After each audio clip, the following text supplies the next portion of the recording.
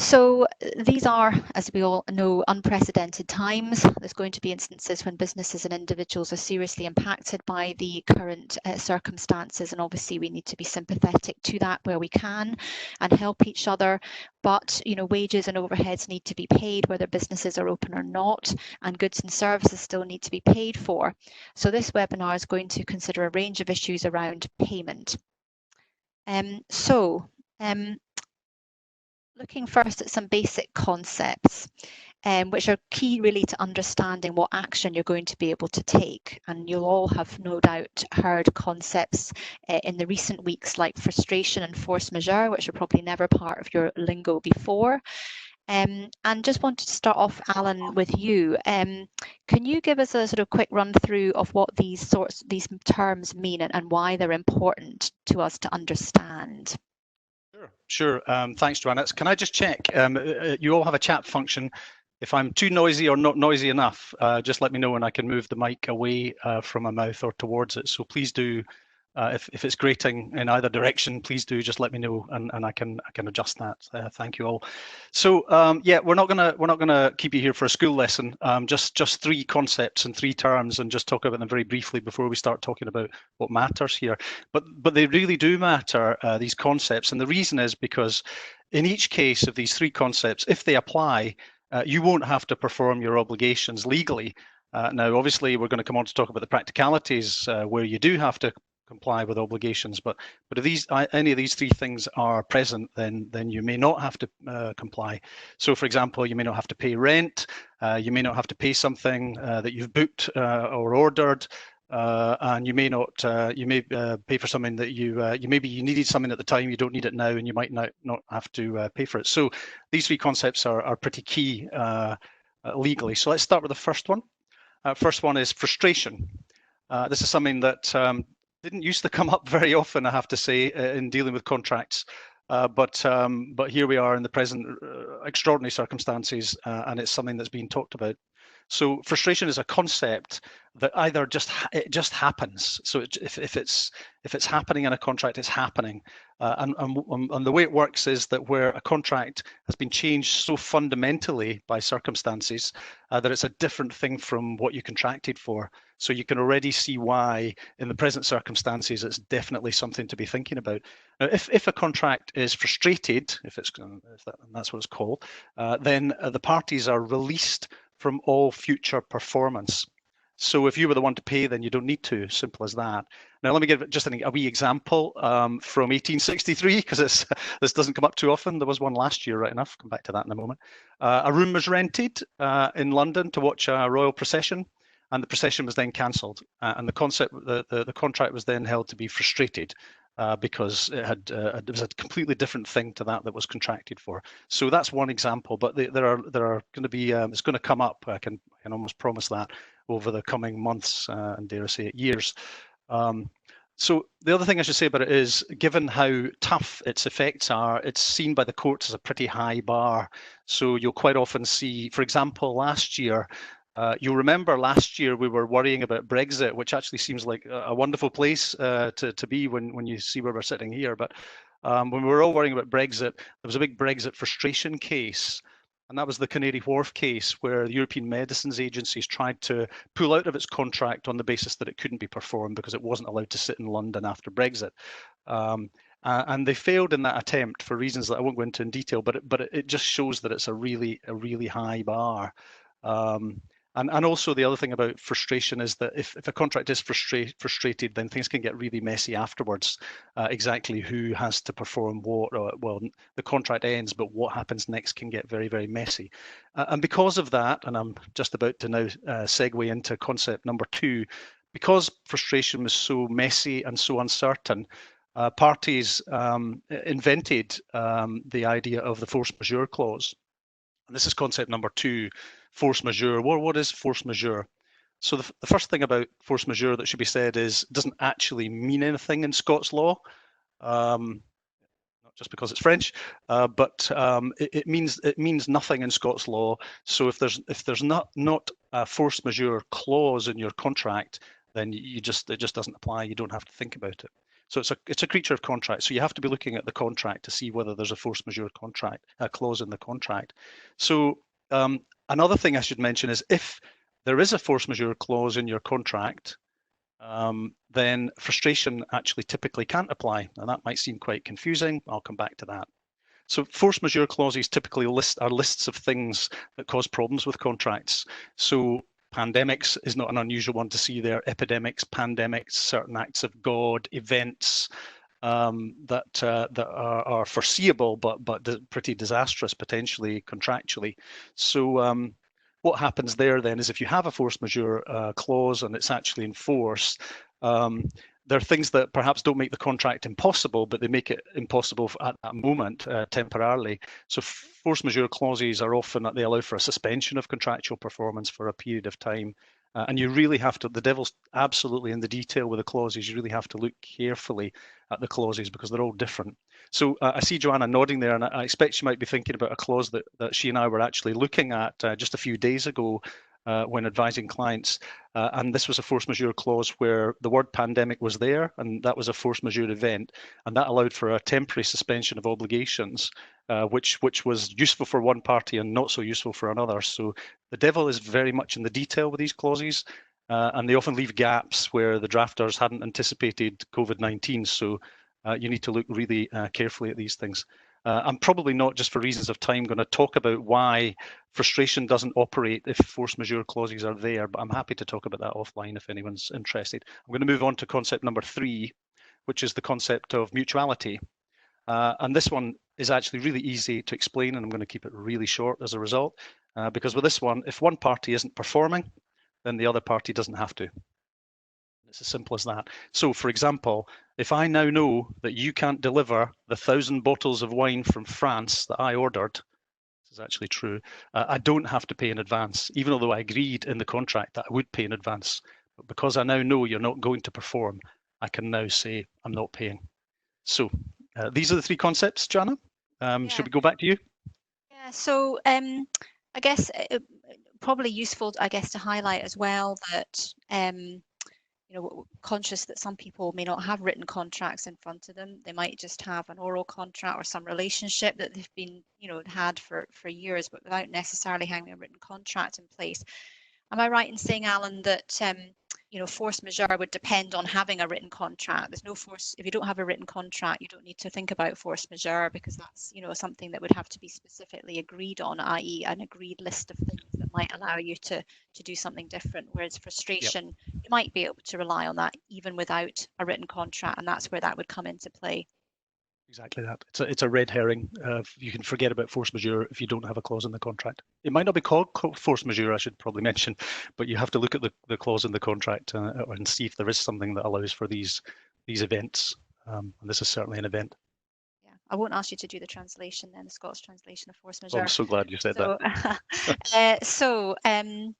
Let's look at a few sort of situations then, and going to bring Stuart in here. So Stuart, I mean, looking at a particular scenario, let's say I'm providing a service, and the question I suppose might be, if I can't provide the service as a result of the current circumstances, can I still charge my customers even when I can't deliver the service, or at least not for a period of time I can't deliver the service? Perhaps you could chat us through your thoughts on that.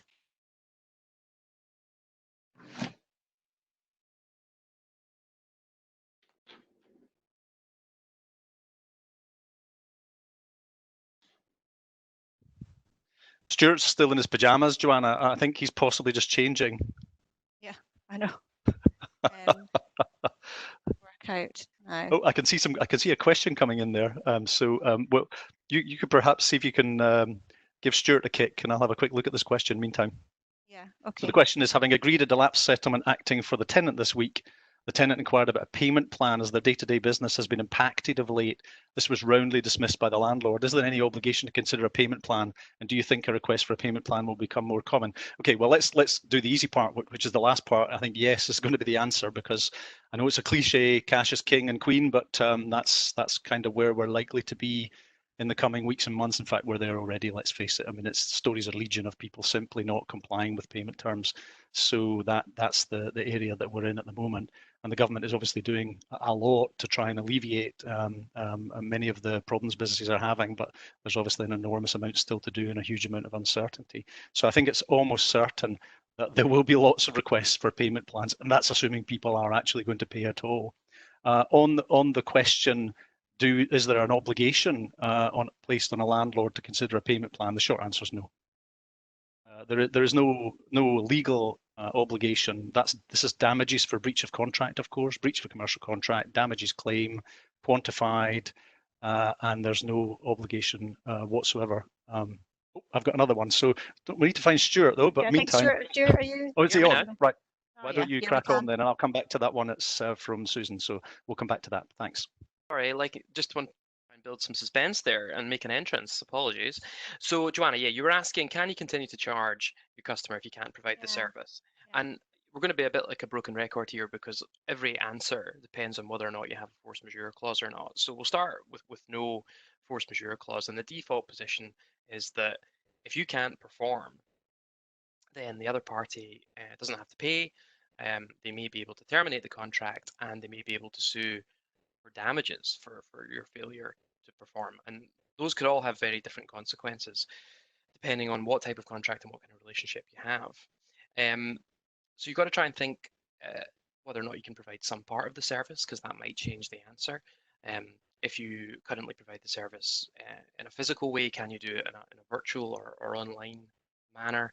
You've seen plenty of examples of this with people with gym memberships. You can't go to the gym, but they're offering various subscription services to online workout programs, generally speaking, without continuing to charge for payment. And so not exactly a perfect example here, but there are other ways in which you can perform.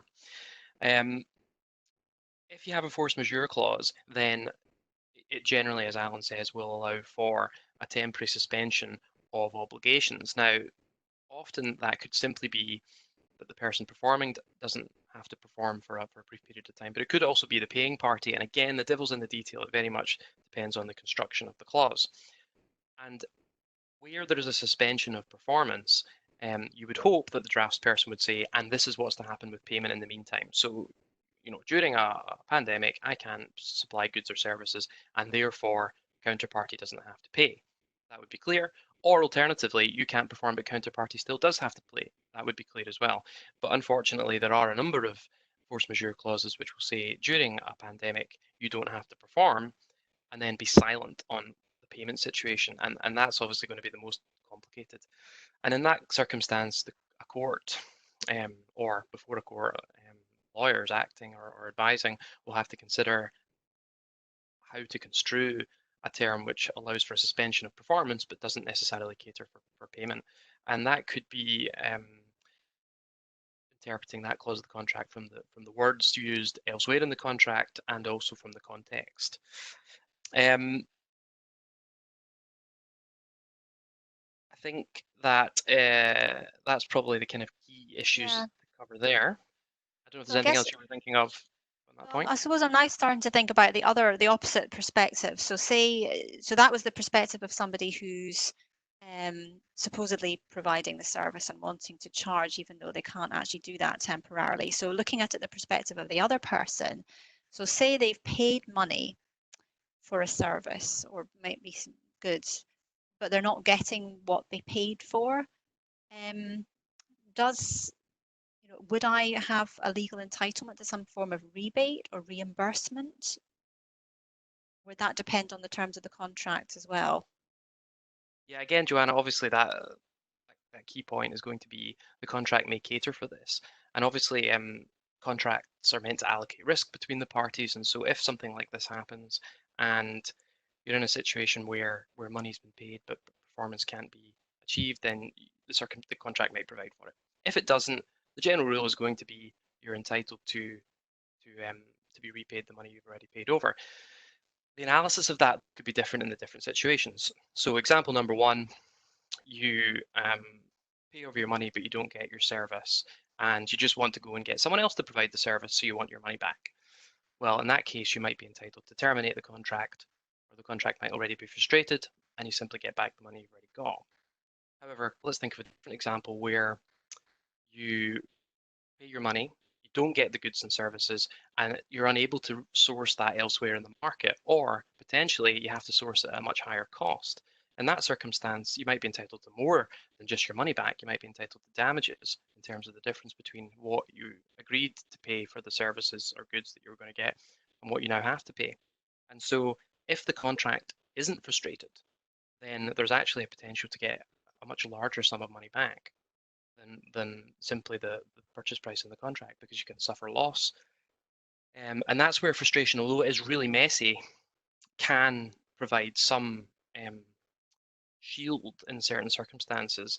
That circumstance where you're not able to perform, the other side's paid, they're saying, look, I don't care, you can't perform, I'm wanting damages from you. In that case, if frustration does apply, and as Alan says, it occurs automatically, then at least the damages might be minimized, because your performance is you're relieved from that future performance. Yeah. Okay. So I'm going to skip ahead a bit, I guess, and another question, I guess, for Stuart, which is, so what about, so we've looked at something that's been ordered and paid for and can't be delivered. Let's look now about where I owe money. So I've bought something, goods, services, but I don't have the money to pay.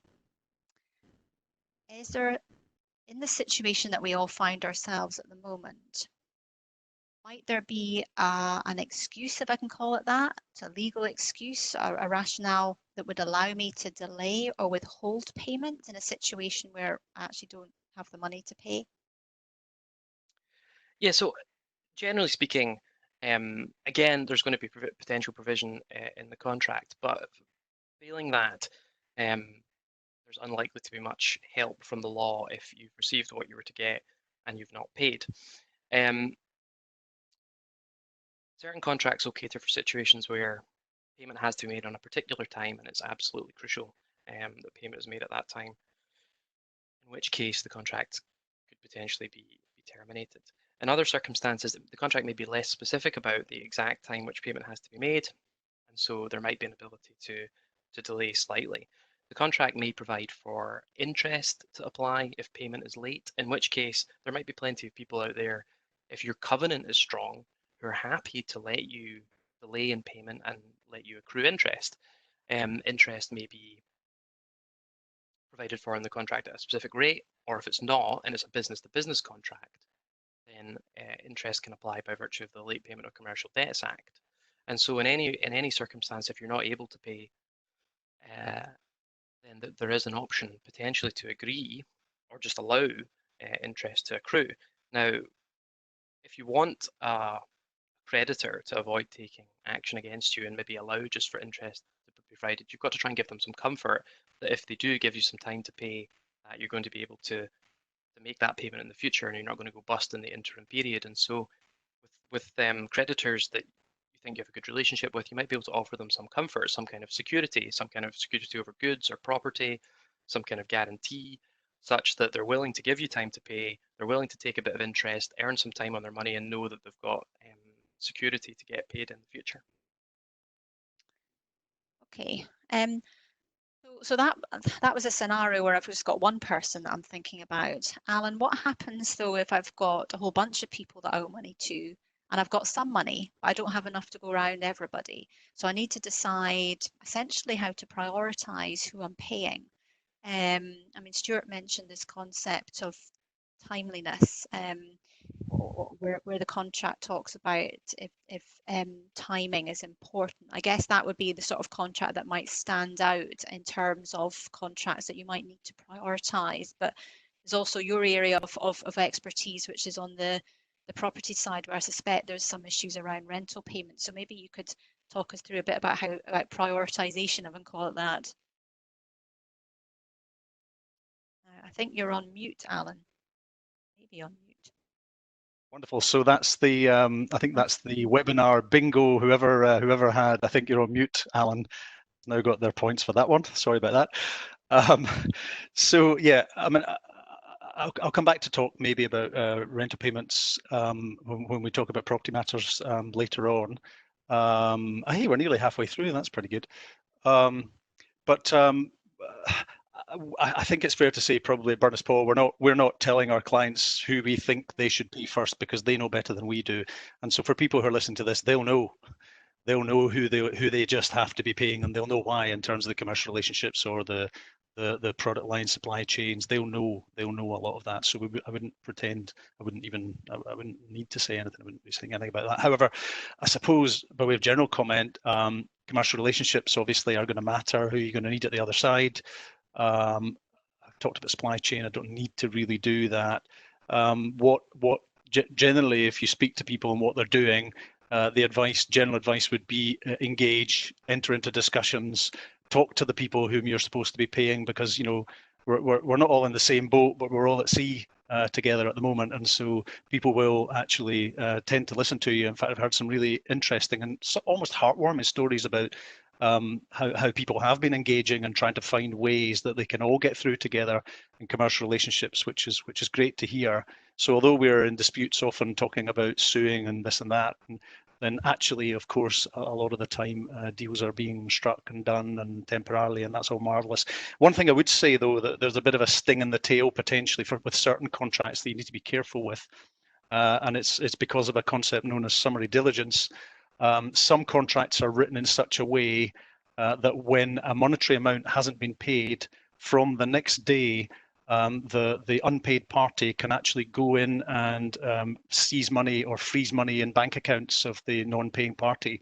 It's just known as arrestment. So you don't really want your bank accounts to be arrested, obviously. Go look at the contracts before, if there are parties that you're considering not paying, then I'd strongly recommend that either you look at the contracts or you get someone to look at the contracts. It doesn't take long at all.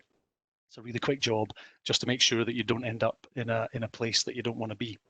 So that, I guess, they'd be my sort of headline points, Joanna. I don't know if anyone else has any thoughts, I should say as well, because I'm conscious a lot of people listening to this have seen the participant list, and there are a lot of people who know more about this than I do. So please do chip in if you have any thoughts. I mean, it seems to me the sort of some of the one of the themes coming out here is communication, which of course is a rather sometimes an overused phrase, but as you say, there have been instances where I've been surprised at the approach of parties to try and resolve things in the current circumstances, and hopefully there'll be more positively surprising stories like that. Landlords down in London who have essentially offered, longer payment terms without really actually being asked to do that. So that's, these are positive outcomes. And Alan, you touched on there, I mean, the sort of unfortunate circumstance where, what are the, in terms of implications if I wasn't to pay? And you touched on there the summary diligence. Wonder what other implications there would be on a more serious note if one wasn't to pay. I mean, obviously, I think maybe the main point I would have here is that one shouldn't assume that civil justice, the wheels of civil justice have ground to a halt at the present moment. The courts are, to an extent, grappling with the momentous events and the unforeseen, but nevertheless, things are moving forward. People could raise a court action against you. Court documents and sort of associated things can be served at the moment. Things haven't ground to a complete halt. So I guess from my perspective, one shouldn't assume that nothing will happen and that essentially you can take the next 2 or 3 months as a sort of guaranteed pause, because I don't think that's necessarily the case. And I think everybody will be struggling for cash. I don't know whether you've got any thoughts on that. No, I think you've said it. I think that's right. That's right. Sorry, I'm also trying to answer these chat questions. There are lots of them. We're not going to get to all of them, but I am trying. So I'm not saying I wasn't listening, Joanna, but I was trying to answer. What's that? I was just going to say, kind of listening to what you're both saying on that, I think one key thing, and again, not delving into who you should pay first, in terms of knowing your own suppliers, but obviously you've got to think about what is each supplier going to want. Some of them have long-term relationships with you, would be happy to accept interest, then you can put them quite clearly to the back burner. Others might be very aggressive and they may have a summary diligence provision and they could have your bank accounts frozen the next day. Obviously they're going to be more of a priority. There's others in between who might actually want to use your non-payment as an excuse to terminate your contract with you, so that they can go and provide their goods or services to somebody else who's willing to pay more, who they might be able to get kind of ransom payment from at the moment, and so they might want out of the contract entirely. So in every occasion, I think you've got to put yourself in the shoes of the supplier and think, what levers have they got to pull against you in terms of the contract? Are they likely to pull those levers, and can you appease them with interest or a compromised amount? And I suppose another key point on just building on what Alan said earlier about all these deals being struck is that any two parties to any contract can always agree any variation of that contract. They can always put their heads together and come up with a solution, but you obviously have to speak to each other to reach that agreement. And if you do, obviously you want to make sure that it's documented clearly, because there will be instances where some kind of dispensation or time to pay is granted very informally, and then you have a big fight about that down the road. And just one other point. That's a very good point, Stuart. Yeah, no, go on, go on. No, yeah, I agree. And one other key point on that, on time to pay, is that you just got to be really careful with that in terms of guaranteed obligations, because if you have a personal guarantee from someone and you give the principal debtor time to pay, then it can discharge the guarantee, because effectively what's been guaranteed, what you signed up to guarantee is changed. And so in those circumstances, you've got to be careful if you are granting people time to pay. There is wording you can put in a guarantee to avoid that happening, but certain guarantees don't have that wording, and so you can actually lose security by just being trying to be a nice creditor. Quick plug for our website, our COVID. We have a lot of COVID blogs, and actually we've got one really good one by a chap called Nick Nordell, one of our partners, on exactly that, Stuart, where talking about making concessions in the context of commercial leases. A lot of landlords are minded to do that, and the risk is that if they don't document it, it'll really come back to bite them down the line. So it's a really good point you make. I just want to answer one question, since someone has said, will summary diligence work? This is the arresting bank accounts, etc. If the registers, the courts and sheriff officers are probably all closed right now. It's a really good question. Yes is the answer, though, because so I was speaking yesterday with sheriff officers. They're currently operating on a reduced service because, surprise, surprise, they've not got as much business as they had only 2 weeks ago, but they are nonetheless very keen to do business, of course, for obvious reasons. So they are still doing summary diligence. They are still out doing that. The registers probably is out with the scope of this discussion. There are other webinars, though, that we're doing on property matters and the registers, but that doesn't affect summary diligence if you've already got your document registered, which a lot of people have. So the courts being closed, we'll come back to talk about, because that is obviously a real, if albeit temporary, issue, which I'm sure we'll come back to. Yeah. There is that. Sorry, I was just thinking about this, Joanna. That's a good point. Raised about registers, because normally speaking, to get summary diligence, you'll have to have that clause saying the document of debt can be registered in the books of council in session for preservation and execution. But sometimes people do agree between themselves that it won't get registered until there's a default, because they don't want the document of debt to be public up until that point. Yes. So some people will register on day one, and some people will wait until there's a default. But that's a different type of register. So I'd be interested from Registers of Scotland. I'm interested to see if they're still accepting new registrations of documents of debt. It's a good question. Yeah, it's a good one. The answer to that, Stuart. Yeah, so it's a good question. We can have a look at that, though. We could. It'd be easy to check, but the reality, and of course the other thing I suppose I should say is that sometimes people have the right to register these things, but because of course there's a cost to it, they think, well, I'll just hang on and see if I need to use it. So obviously that may cause them a problem, but it's definitely worth saying that an awful lot of them are just registered as a matter of course, because it's not actually that expensive. Yeah. So it's definitely still got to be checked, because the last thing you want is, well, for obvious reasons, bank accounts frozen. So we're talking about variation then, and the need to document that. I mean, that's a sort of quite a typical scenario that we have to deal with as dispute resolution lawyers. People have agreed something, but they've not actually documented it, which is can be a problem, because no doubt in the future one person then decides that they don't quite like what they agreed to. What about, though, I guess, Alan, maybe if you could have a think about this. What if they don't want to vary it? They just want to get out of a contract. I mean, you can see lots of contracts now which might not seem as attractive, I suppose, or just don't work in the current circumstances. People need to move on. They found somebody else that can do something. They want to just bring something to an end. The concepts of force majeure or frustration really operate in that sphere, or is that more again about looking at the contract and whether there's a termination provision or something similar in there? Sure. Well, the answer is, I would say yes, all three. So you've mentioned frustration, force majeure, in terms of the and whether looking at the contract generally. So we've talked about frustration. We're all being careful and dancing our way around about this because we all know that a lot of attempts to argue frustration have been unsuccessful. But equally, we are in, I don't think it's overplaying it to say, extraordinary circumstances. And so it seems to me, depending on where we end up in the coming weeks and months, we could well be in a situation where parties are able to terminate agreements owing to frustration of the contract. It's a big call. It's the nuclear missile in a sense in contractual terms, but I would say there's a real prospect of frustration of contracts as the weeks turn to months here. So if you're thinking about that and you want to talk about it, then it's definitely something to talk through with us in detail. So that's the first one. Force majeure, yes, if there's a clause in the contract, some of them will allow contracts to be terminated. Actually, it's not that unusual for that to happen. There's quite often a sort of standstill period, just essentially a sort of gauging period to see how much of a problem the event is going to be, which then can turn to a termination right. So again, you need to look at the contract.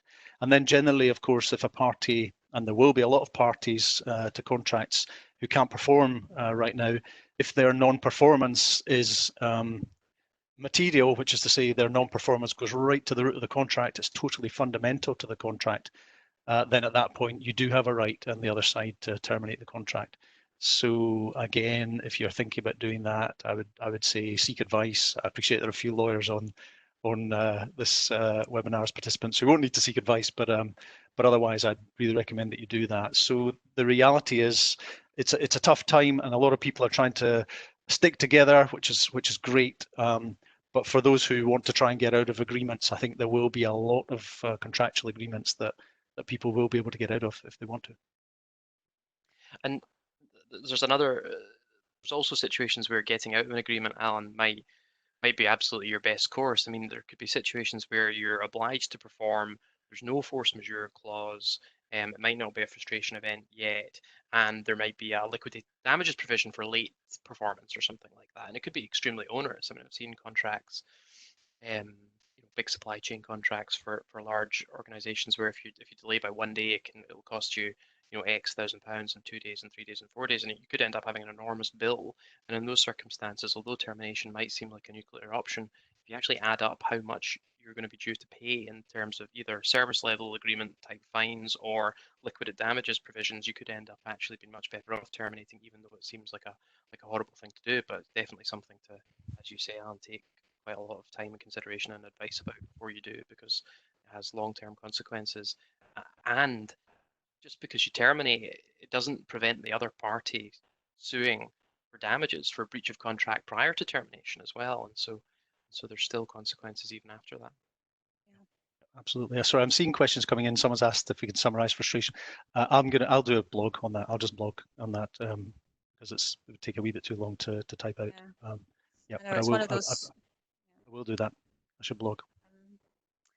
And I think we probably have got some material already on that. The hub that you mentioned, Alan, our COVID-19 hub, dealing with the concept of frustration as well, which is one of those things you can summarize in a sentence, but better summarized in a longer piece. So, I mean, I'm taking from what we're saying here as well in terms of the sort of developing situation. Alan, you've mentioned a few times that what was the case 2 weeks ago is not the case now because things have moved on so quickly. That we're in a situation where the more restrictions that are put in place, in broad terms, the more likely it is that we've got a situation where one might be able to rely on the concept, say, of frustration, or where your force majeure clause is more likely to kick in because we're operating in such limited commercial circumstances that we may be able to avail ourselves of a clause now that we may not, if we'd got legal advice 2 weeks ago, might have been different. Alan, you're on mute again. That's the second. That's my. That's yeah. So is it 3 and you Get a get bell. house? I'll get a bell. Sorry about that. Sorry about that. So yeah, I mean that's right. I mean things have moved giddily fast. I mean you look back and think, gosh, there were certain major government provisions that 7 days ago hadn't even been announced. So in a sense, you're sort of you're riding a roller coaster, two different roller coasters. Is that possible?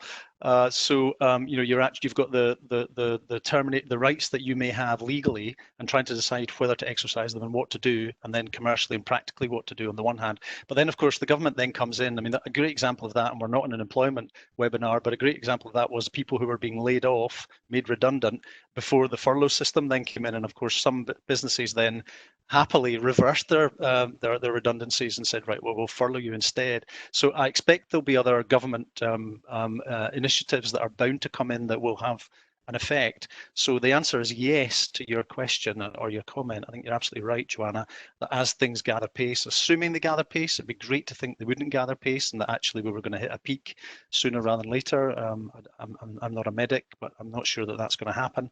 And if we do end up in greater and greater lockdown, then I think that, yes, much more chance of increasing opportunities to argue frustration and utilise force majeure clauses, but also keeping one eye on what the government's doing as well. Great. Okay. Well, we had a few tips we were going to run through, but before we do that, I thought it'd be useful to look at your two particular areas of expertise, because I know that there'll be people on the call for whom this will be particularly relevant. And I think Alan, let's maybe start off with rental payments. You've touched on that before, but I think it might be useful just to touch on that because that will be one of the major areas of concern for people in terms of upcoming payments. And I know that there's quite a lot of movement in terms of rental payments, particularly down south, and now discussions up here in terms of eviction issues. Maybe you could just talk us through the basic question, do I need to keep paying the rent? Sure. Well, I suppose I should first of all just be clear that we're discussing commercial leases here, not residential. And there are different moves and protections coming into place faster, I think, with residential, quite understandably. Well, you might not say that if you're in a commercial lease, but that's the way it's been. So contractually, do you need to keep paying the rent? Contractually, almost always, yes. Obviously, I have to say, you need to look at your contract, look at your lease contract. Some lease contracts, you will be entitled to rental abatements if you're not getting the possession that you wanted to, but by and large, contractually, yes, you will need to keep paying the rent. Albeit, just keep that frustration nuclear missile in your mind in the background, because of course, if the contract has been frustrated, then all bets are off. Future performance is not required. I just mentioned that. So for most contracts, absent that, that's the position.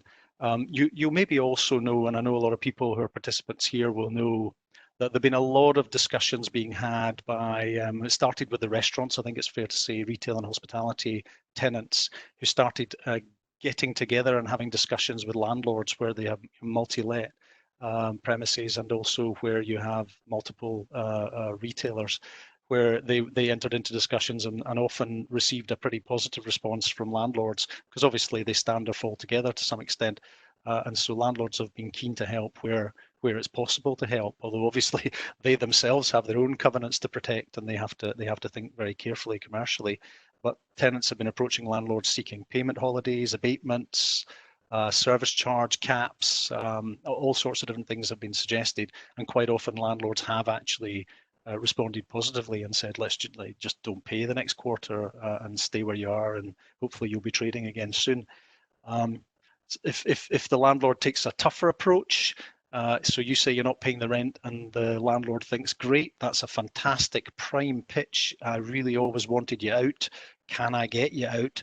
The reality is, well, in England and Wales, I think you maybe alluded to this, Joanna, the answer is no, because England, a week ago, feels like a year ago, but only a week ago to the day, in England and Wales, they introduced a 3-month moratorium on landlords being able to terminate leases for non-payment.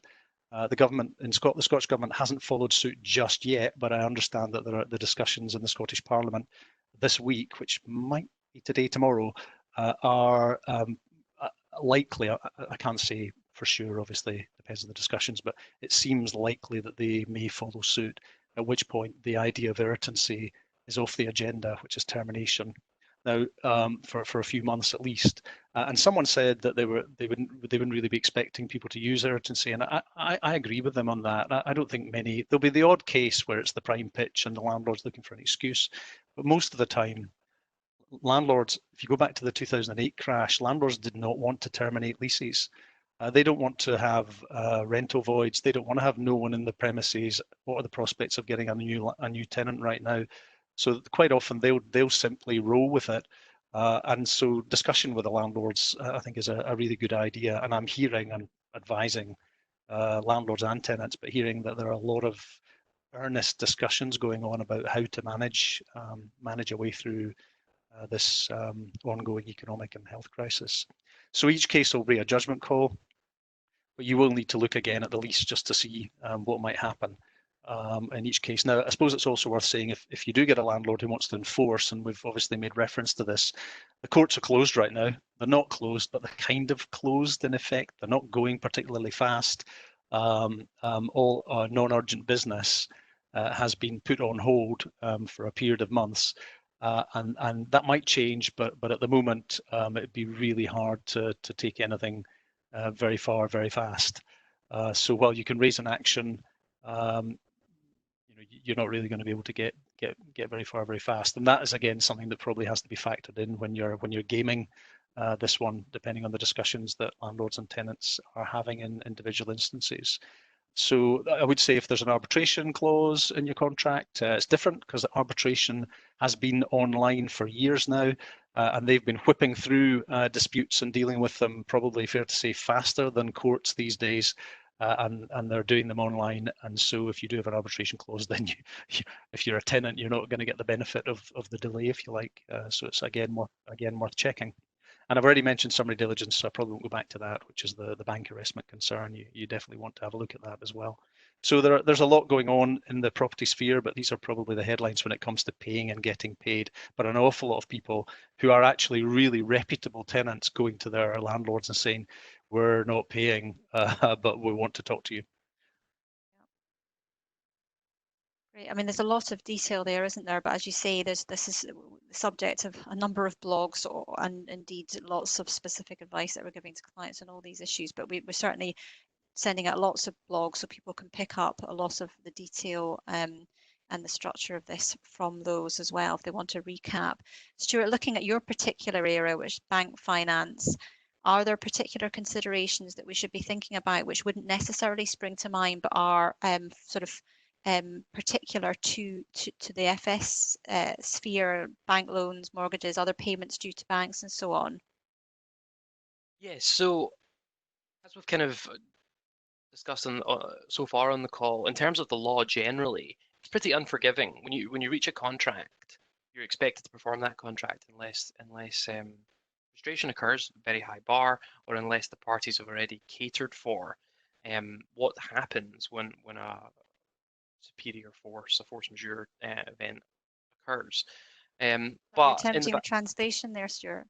what is a superior force?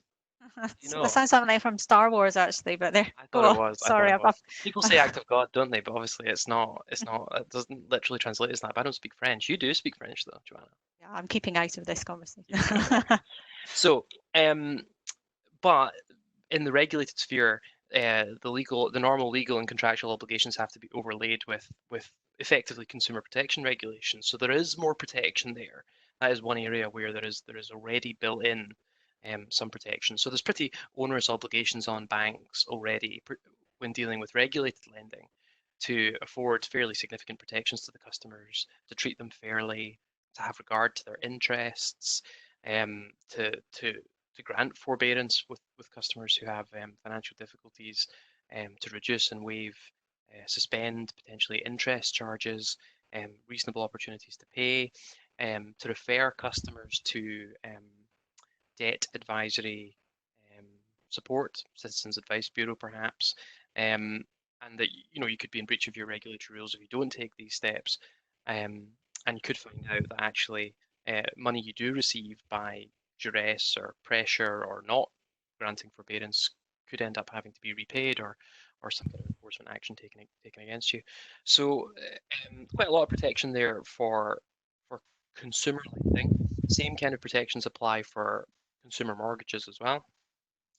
Different section of the regulatory handbook.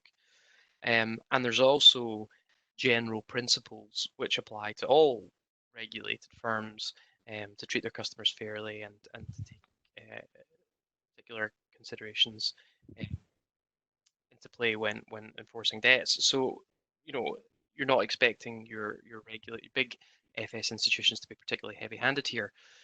One key point, though, which has come out a number of years ago during the big crash, is that much of business banking is generally unregulated, and so banks have much more power to not grant forbearance and not have due regard to their customers that might be struggling for payment if it's a business loan.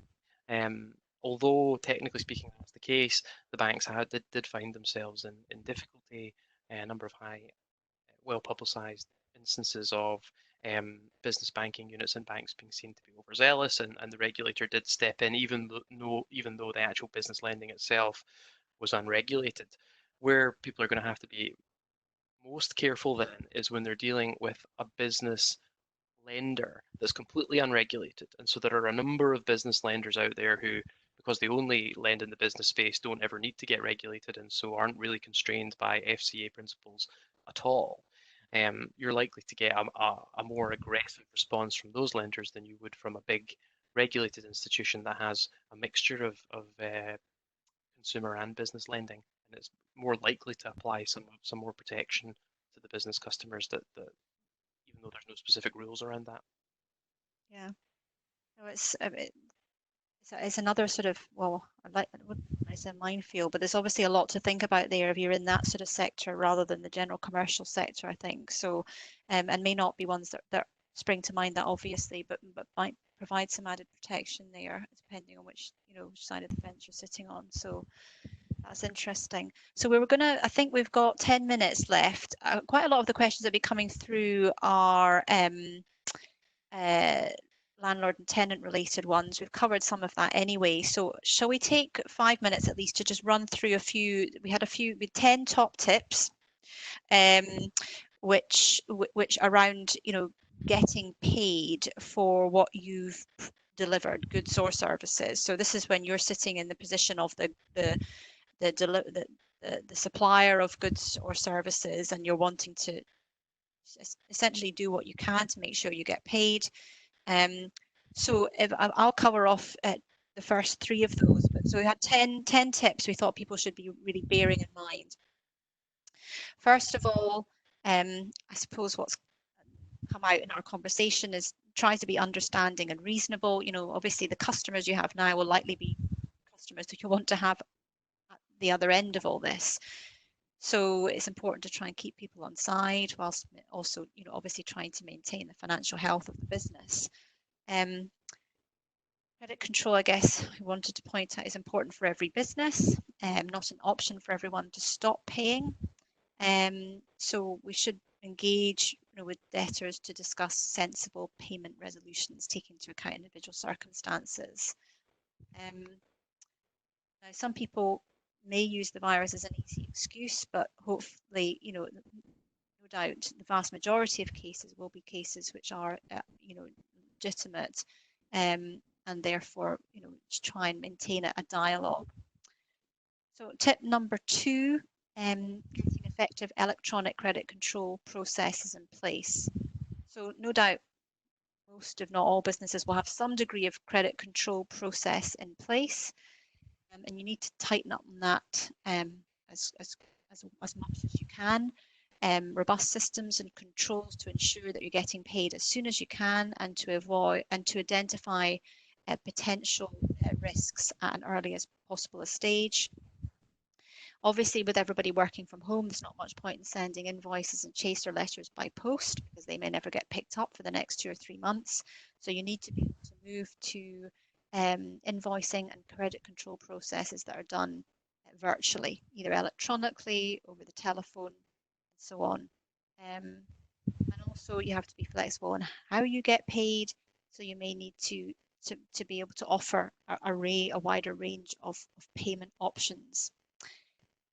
Thirdly, getting invoices out early as well. So you need to make sure that you're converting what you've delivered into a debt as quickly as possible. The sooner you get the invoice out, the sooner you, in theory, will get paid for it.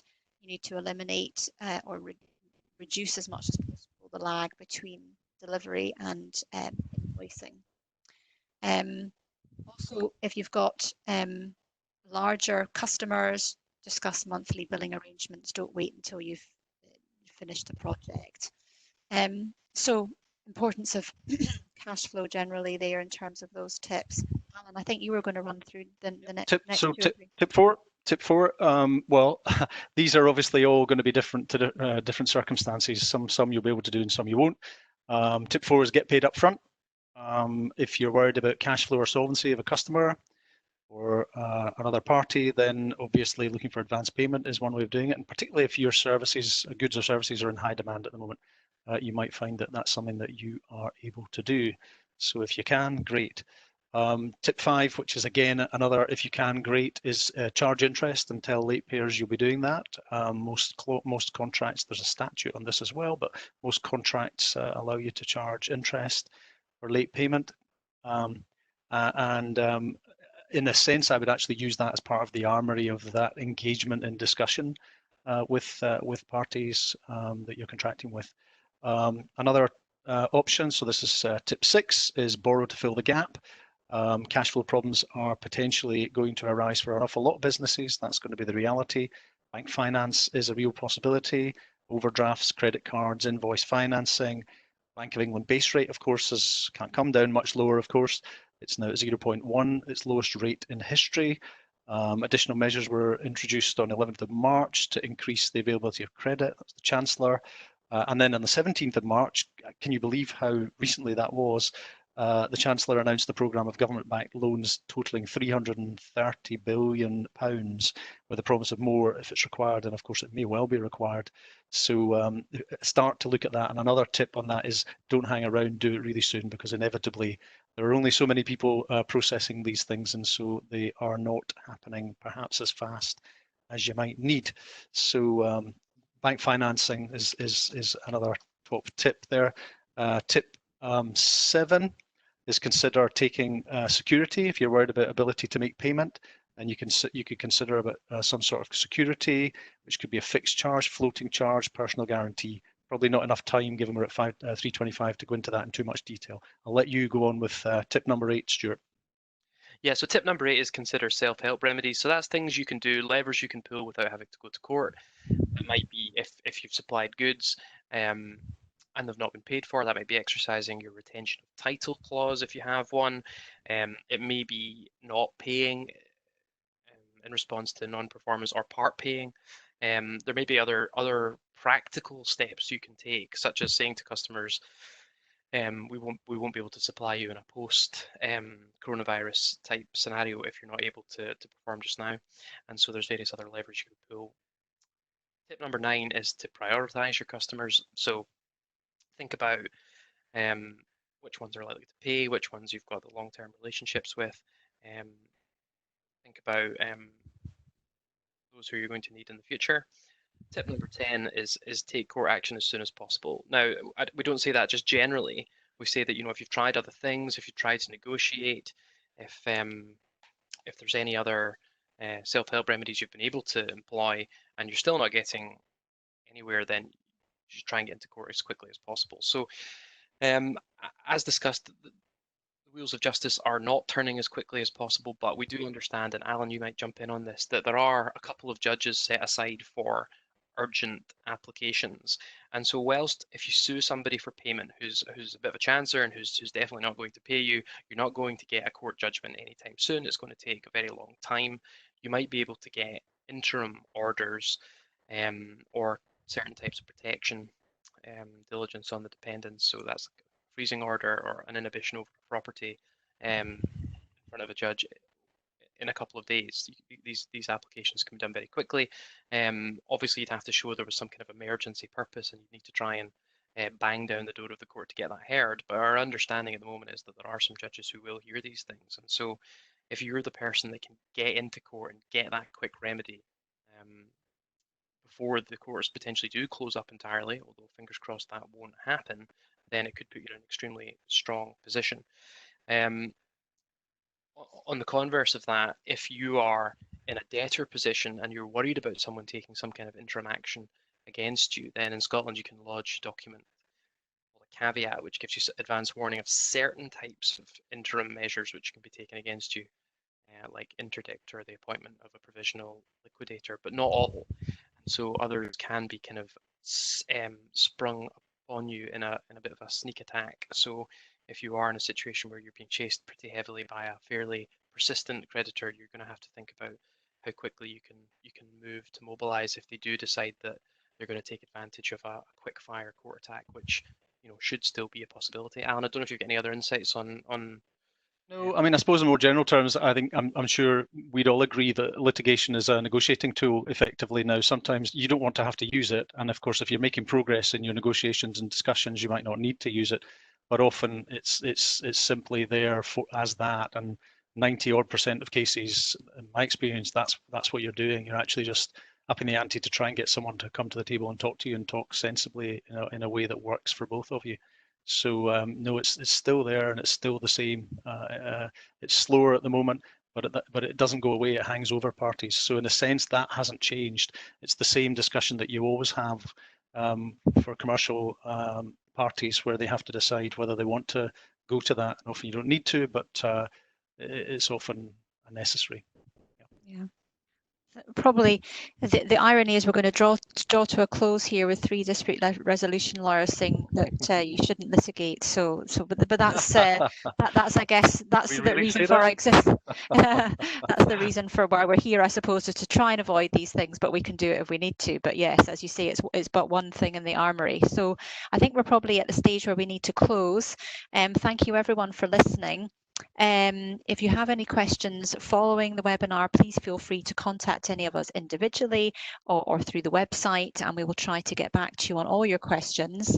As I mentioned, please sign up on our website to receive all the updates. There's an update going out to clients every single day, which has at least 5 or 6 topics that we're covering from a range of different areas of our practice, and also invites to future webinars. So for instance, we've got a weekly employment webinar happening tomorrow, and there's at least 3 or 4 webinars happening every week now in relation to COVID-19 related issues. So get in touch. Thank you very much to Alan and to Stuart, and to those behind the scenes who are operating this, and I wish you all a good day. Thanks very much. Thanks, everyone. Thank you. Bye-bye. Thanks.